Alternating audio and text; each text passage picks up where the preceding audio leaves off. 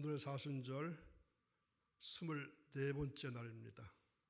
이 한 날도 주님과 동행하시는 복된 한 날이 이어지기를 간절히 축원합니다.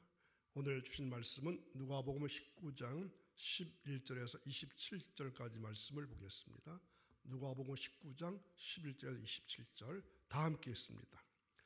그들이 이 말씀을 듣고 있을 때에 비유를 더하여 말씀하시니 이는 자기가 예루살렘에 가까이 오셨고 그들은 하나님의 나라가 당장에 나타날 줄로 생각함이더라. 이르시되 어떤 귀인이 왕위를 받아가지고 오려고 먼 나라로 갈 때에 그 종 열을 불러 은하 10문화를 주며 이르되 내가 돌아올 때까지 장사하라 하니라. 그런데 그 백성이 그를 미워하여 사자를 뒤로 보내어 이르되 우리는 이 사람이 우리의 왕됨을 원하지 아니하나이다 하였더라. 귀인이 왕위를 받아가지고 돌아와서 은하를 준 종들이 각각 어떻게 장사했는지를 알고자 하여 그들을 부르니 그 첫째가 나와 이르되 주인이여 당신의 한 문화로 10문화를 남겼나이다. 주인이 이르되 잘하였다 착한 종이여 내가 지극히 작은 것에 충성하였으니 10거울 권세를 차지하라 하고 그 둘째가 와서 이르되 주인이여 당신의 한 문화로 5문화를 만들었나이다. 주인이 그에게도 이르되 너도 5꼴을 차지하라 하고 또 한 사람이 와서 이르되 주인이여 보소서 당신의 한 문화가 여기 있나이다. 내가 수건으로 쌓아두었나이다. 이는 당신이 엄한 사람인 것을 내가 무서워함이라. 당신은 투지 않은 것을 취하고 심지 않은 것을 거두나이다. 주인이 이르되 악한 종아 내가 내 말로 너를 심판하노니 너는 내가 두지 않은 것을 취하고 심지 않은 것을 거두는 엄한 사람인 줄로 알았느냐. 그러면 어찌하여 내 돈을 은행에 맡기지 아니하였느냐. 그리하였으면 내가 와서 그 이자와 함께 그 돈을 찾았으리라 하고 곁에 섰는 자들에게 이르되 그 한 문화를 빼앗아 10문화 있는 자에게 주라 하니 그들이 이르되 주여 그에게 이미 10문화가 있나이다. 주인이 이르되 내가 너에게 말하노니 무릇 있는 자는 받겠고 없는 자는 그 있는 것도 빼앗기리라. 그리고 내가 왕됨을 원하지 아니하던 저 원수들을 이리로 끌어다가 내 앞에서 죽이라 하였느니라. 아멘. 위기가 닥쳐올수록 누군가 참 사람인가가 드러나게 마련입니다. 자기 보존을 위해서 몸을 웅크리는 사람들이 있는가 하면은 위험 속으로 뛰어드는 사람들도 있습니다. 병원 문을 닫고 현장으로 달려가는 의사들도 있습니다. 감염의 위험을 무릅쓰고 환자를 돌보는 간호사들이 있습니다. 10kg이 넘는 장비를 지고 땀을 쏟는 방역진들도 있습니다. 밤잠을 줄여가면서 위기 극복에 매진하는 공무원들도 있습니다. 솔직히 우리는 전 인격적으로 하나님을 부르짖으며 기도할 기회가 별로 없습니다. 우리가 너무나 배가 불렀고 너무나 편안했고 너무나 잘 나갔으렸습니다. 때론 힘든 일도 있었지만 별로 어려움 없이 살아갑니다. 하나님께서 이스라엘 백성들에게 말씀하십니다. 너희가 바벨론 포로로 잡혀가는 이때가 기도할 때이므로 그래야 하나님께서 너희들을 만나시고 들으시고 흩어진 모든 백성을 돌아오게 하신다고 약속하셨습니다. 그러므로 지금은 우리가 합심해서 기도해야 될 때입니다. 혹 내가 하늘을 닫고 비를 내리지 아니하고 혹 메뚜기로 토산을 먹게 하고 연병으로 유행하게 할 때 너희가 겸비하고 하나님 앞에 간절히 기도하면 내가 죄를 용서하고 그 땅을 고쳐주겠다는 약속을 기억하셔야 합니다. 이번 기회를 통해서 기도하지 못했던 것을 또한 나태함을 자복하고 자기 자신의 죄를 회개하고 가족이나 교회나 민족이나 국가를 위해서 기도해 주셔서 하나님 주시는 회복의 역사가 있기를 간절히 축원합니다. 오늘도 어제에 이어서 같은 본문의 말씀을 읽었습니다. 오늘 제목은 착한 종의 충성. 어제는 상급이었는데 오늘은 충성 쪽을 주로 생각해 볼까 합니다. 예수님은 여리고에 가까이 오셔서 맹인을 구원하셨고 또 여리고를 지나가시면서 유대인들의 손가락질했던 세리장 삭개오를 구원하셨습니다. 죄인을 구원하는 것 바로 이것이 예수님께서 이 땅에 오신 이유입니다. 지금 예루살렘을 향하여 가고 있는 이유도 세상 죄를 지고 십자가에 죄인 대신 죽어서 하나님 기뻐하시는 자들을 구원하기 위해서였습니다. 그래서 예수님은 인자가 온 것은 잃어버린 자를 찾아 구원하려 함이라고 말씀하셨습니다. 마태복음 25장에는 달란트 비유로 5달란트, 2달란트, 1달란트를 주었다고 했습니다. 그러나 오늘 우리가 함께 읽은 오늘 본문에는 10사람에게 똑같이 한 문화씩을 주었다고 말씀합니다. 우리에게는 달란트가 있습니다.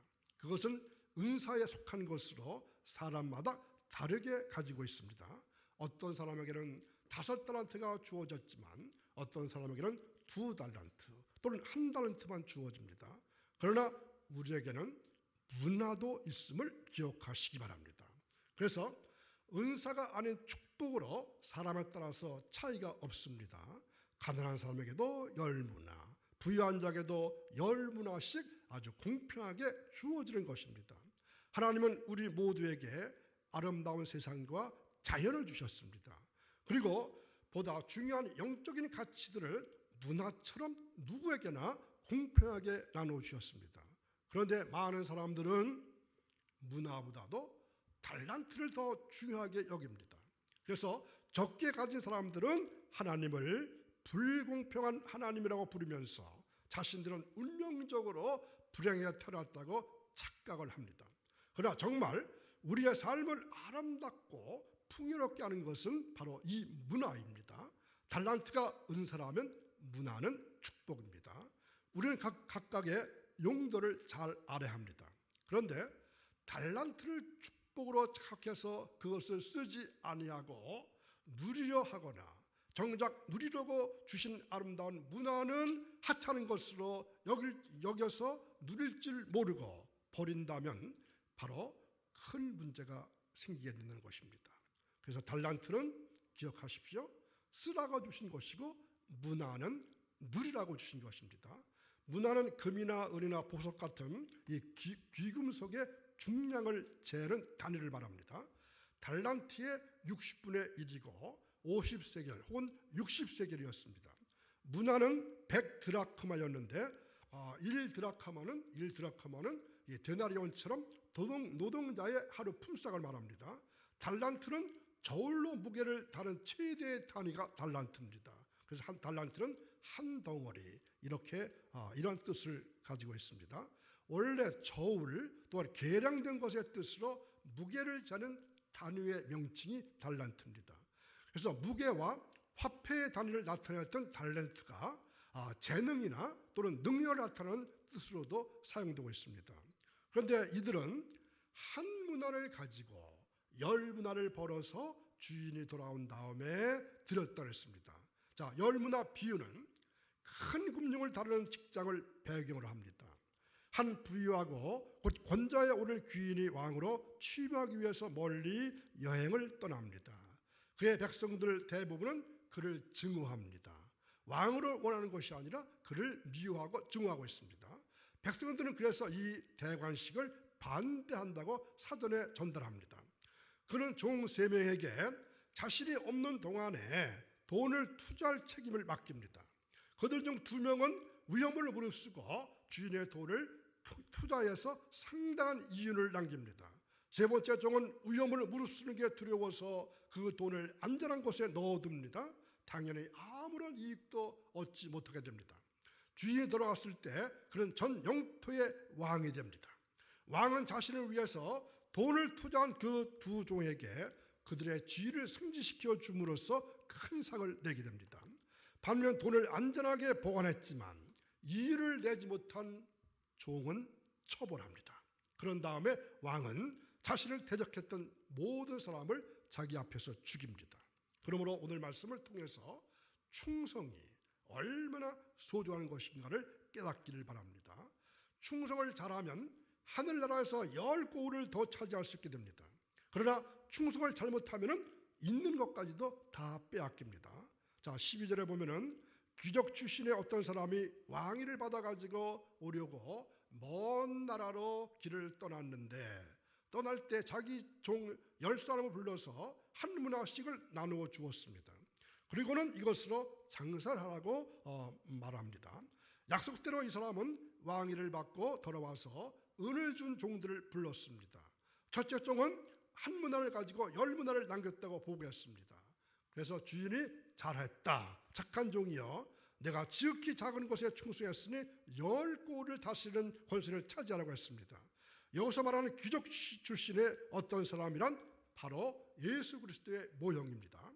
이 사람이 먼 나라로 간다는 것은 예수 그리스도께서 하나님 나라에 가서 우리를 위해서 예비할 처소를 마련하신다는 뜻입니다. 그리고 10문화 중에 한 문화씩 준 은하는 우리에게 주신 믿음을 의미합니다. 이 믿음은 누구에게나 다 똑같이 주셨습니다. 하나님은 믿음뿐만 아니라 사랑도 인내도 또한 축복도 다 똑같이 주셨습니다. 많게 또한 적게 주신 것이 없습니다. 한 문화씩을 받은 종들은 우리들, 즉 나를 말합니다. 그러므로 우리는 주님께로부터 한 문화씩을 받아서 경외하도록 위탁받은 종들입니다. 성경에서 충성의 특색을 두 가지로 들어서 말씀하고 있습니다. 하나는 작은 일에 신실하게 하는 것입니다. 또 하나는 세상에서는 상 받을 생각을 하지 아니하고 하늘나라에서만 상을 받고자 하는 충성이 있습니다. 물론 충성에 대해서 성경은 많은 것을 가르쳐 주시고 있지만 오늘 본문 말씀으로만 본다면 두 가지로 생각해 볼 수 있습니다.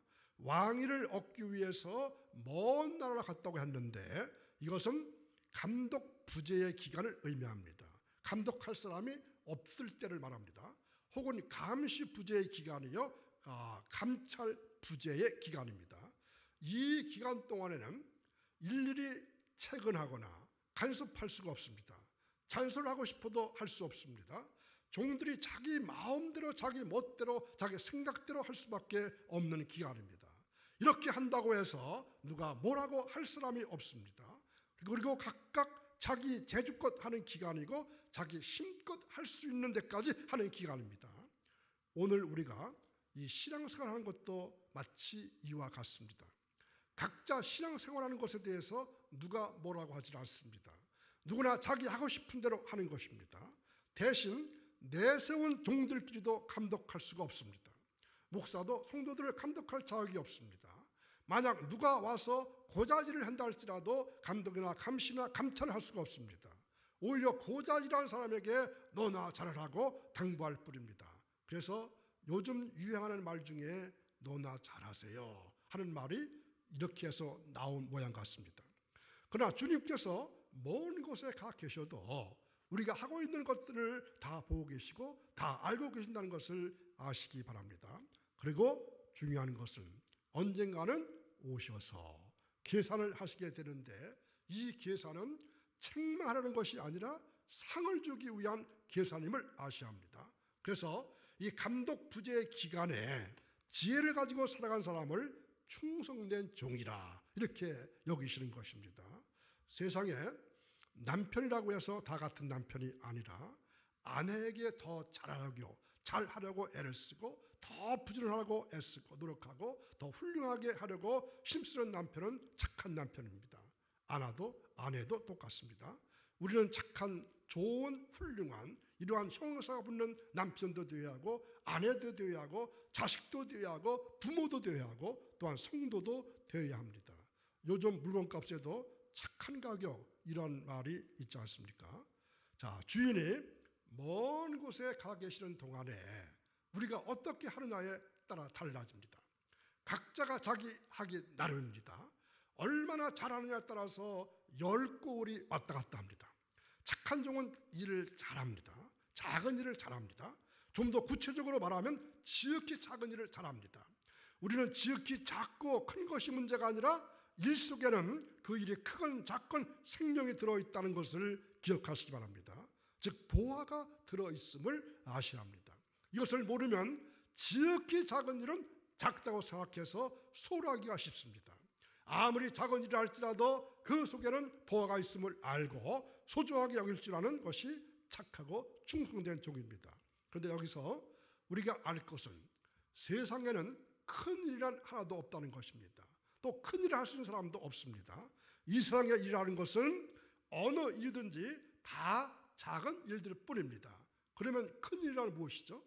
이 작은 일들이 모여서 큰 일이 되는 것뿐입니다. 큰 일은 사람은 못하고 그래서 하나님만 하실 수 있습니다. 즉 큰 일은 하나님의 부담입니다. 그러니까 우리가 할 일은 다 작게 만들어 주셔서 못하는 것이 없도록 해주셨습니다. 그래서 큰 일처럼 보여도 사실은 하나님께서 작게 만들어 주셔서 우리가 다 할 수 있도록 하신 것을 아셔야 합니다. 이것을 아는 것이 바로 착하고 충성된 종의 성품입니다. 이것도 모르고 내가 이런 일이나 하는 사람이냐, 나는 좀 더 큰 일을 할 사람이다, 이렇게 말하거나 생각하는 것은 악한 종입니다. 그래서 이렇게 사악한 종들은 똑같이 바꿔도 하나도 이득을 남기질 못했습니다. 작은 일을 잘한다는 것은 네 가지로 생각해 볼 수 있습니다. 자, 첫째로는 듣고 보고 배운 대로 가르쳐 주신 대로, 즉 명령을 받은 대로 순종하면서 보람 있게 일을 하는 것입니다. 주님께서 말씀하실 때 명심해서 잘 들어야 합니다. 그래야 작은 일을 보람 있게 할 수가 있습니다. 우리가 무슨 일을 하든지 보람을 느끼지 못한다면 그것은 우상에 사로잡혀 있거나 혹은 허영에 사로잡혀 있거나 겉멋이 들어있는 것입니다. 둘째는 남이 하거나 말거나 보거나 말거나 알아주거나 말거나 은밀하게 하는 것을 말합니다. 우리는 기도를 하거나 금식을 하거나 구제나 봉사를 하거나 사랑과 희생을 할 때 이렇게 할 수 있어야 합니다. 이렇게 하는 것이 지극히 작은 일을 놓치지 않고 할 수 있는 사람입니다. 남이 봐야 하고 알아줘야 하는 것에 속으면 안 됩니다. 교회에서 광고하면서 일하는 것을 그래서 조심해야 합니다. 작은 일을 소중하게 여기면서 하는 충성된 사람들은 은밀하게 하는 것을 매력으로 느끼는 것입니다. 셋째는 누구도 손대지 않거나 손대지 못하는 것을 하는 것이 지극히 작은 일을 잘하는 사람입니다. 남이 싫어서 피하고 안 하는 것을 할 줄 알아야 합니다. 누구도 손대지 않는 것을 할 때 주님은 귀하게 여기십니다.